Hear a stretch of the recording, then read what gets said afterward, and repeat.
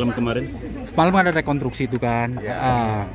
Menurut Pak Johnson itu udah Peggy ini seperti apa nih? Apakah mereka benar-benar tersangka atau memang masih Saya abu-abu? terus terang aja ya, saya mengkhawatirkan seluruh proses hukum yang ada sekarang ini ya. Karena di satu pihak ada putusan yang katanya telah berkekuatan hukum tetap dan sudah dieksekusi, tapi dibatalkan oleh konferensi persnya Polda gitu loh. Apa ia bisa putusan yang sudah inkrah yang dimana ada 3 DPO terus dibatalkan oleh konferensi persnya Polda ya. Jadi ini memperlihatkan bahwa proses hukumnya bisa bermasalah atau sesat ya. Dan saya kira ini tidak boleh diulang, tidak boleh kita ulangi lagi. Karena itu harus dilakukan evaluasi ya, terutama orang-orang yang menangani kasus ini ya. Dan juga menurut saya bukan hanya kepolisian tapi juga kejaksaan dan pengadilan. Kenapa? Kalau ini terjadi apa-apa pada Peggy, toh ujung-ujungnya ini harus dibawa ke pengadilan. Sebelum dibawa ke pengadilan, jaksanya harus memeriksa berkas perkara. Polisinya harus benar. Nah, sementara yang kita lihat pertanyaannya begini, benar itu harus sesuai dengan peraturan. Misalnya, waktu diperiksa didampingi nggak sama pengacara? Ya kan? Ada tekanan apa enggak? Sementara masyarakat sekarang mulai tidak mempercayai proses-proses yang dilakukan oleh polisi.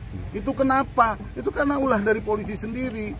Nah, jadi mari kita jaga dan awasi sekarang. Dan saya berharap ya pimpinan terutama Polri, Kejaksaan, dan Pengadilan harus perhatikan ini. Karena ini modal kita untuk membangun integrated criminal justice system.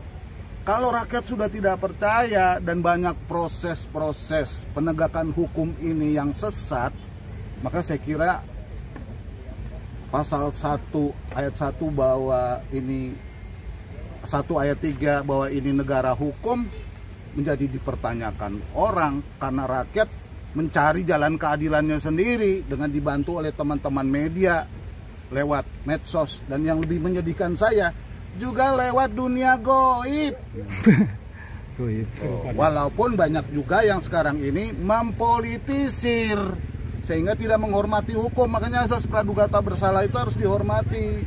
Jangan mentang-mentang dia miskin ya, penegak hukumnya suka-sukanya mau rekonstruksi kek, mau apa lagi mau membawa kasus ini ke pengadilan, harus prosedur.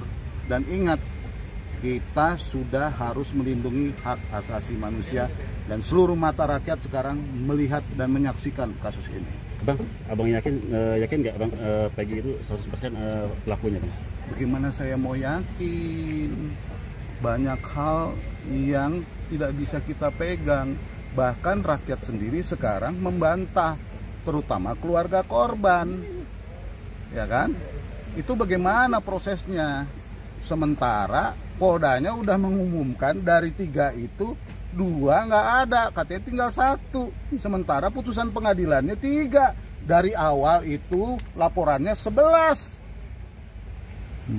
Saya pegang semua itu berkasnya. Jadi ini bukan fitnah, ini prosedur. Jadi jangan coba-coba memanipulasi. Semua rakyat sekarang melihat. Bang, kalau abang diangkat jadi pengacara Peggy, pertama saya mau bilang ya, doa dan dukungan saya terhadap Peggy dan orang-orang yang tidak bersalah tapi dihukum ya, itu bagi saya penting. Tentu saya tahu pertanyaan itu pertanyaan yang sangat pribadi yang ada hubungannya dengan profesi saya.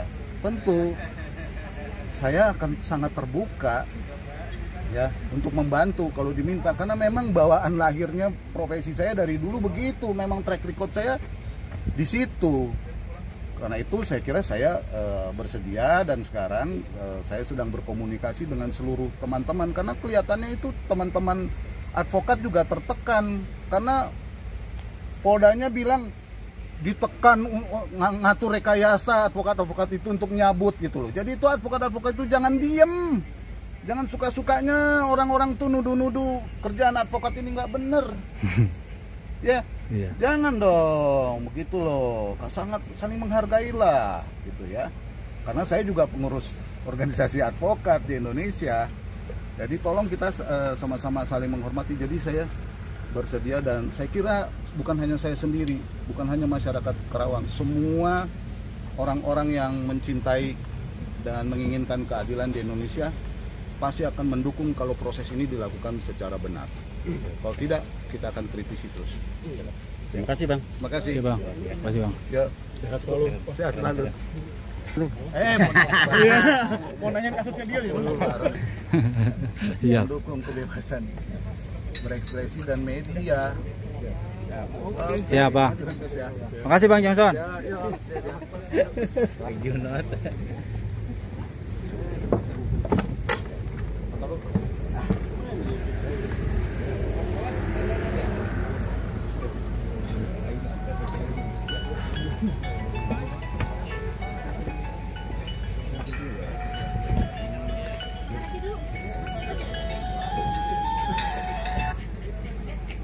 Halo. Siap. Halo. Yuk. Malam kemarin Malam ada rekonstruksi itu kan. Ya. Menurut Pak Johnson itu udah Peggy ini seperti apa nih? Apakah mereka benar-benar tersangka atau memang masih Saya abu-abu? terus terang aja ya, saya mengkhawatirkan seluruh proses hukum yang ada sekarang ini ya. Iya. Karena di satu pihak ada putusan yang katanya telah berkekuatan hukum tetap dan sudah dieksekusi, tapi dibatalkan oleh konferensi persnya Polda gitu loh. Apa ia bisa putusan yang sudah inkrah yang dimana ada 3 DPO terus dibatalkan oleh konferensi persnya Polda ya. Jadi ini memperlihatkan bahwa proses hukumnya bisa bermasalah atau sesat ya. Dan saya kira ini tidak boleh diulang, tidak boleh kita ulangi lagi. Karena itu harus dilakukan evaluasi ya, terutama orang-orang yang menangani kasus ini ya. Dan juga menurut saya bukan hanya kepolisian, tapi juga kejaksaan dan pengadilan. Kenapa? Kalau ini terjadi apa-apa pada Peggy, toh ujung-ujungnya ini harus dibawa ke pengadilan. Sebelum dibawa ke pengadilan, jaksanya harus memeriksa berkas perkara. Polisinya harus benar. Nah, sementara yang kita lihat pertanyaannya begini, benar itu harus sesuai dengan peraturan. Misalnya, waktu diperiksa didampingi nggak sama pengacara? Ya kan? Ada tekanan apa enggak? Sementara masyarakat sekarang mulai tidak mempercayai proses-proses yang dilakukan oleh polisi. Itu kenapa? Itu karena ulah dari polisi sendiri. Nah, jadi mari kita jaga dan awasi sekarang. Dan saya berharap ya pimpinan terutama Polri, Kejaksaan, dan Pengadilan harus perhatikan ini. Karena ini modal kita untuk membangun integrated criminal justice system.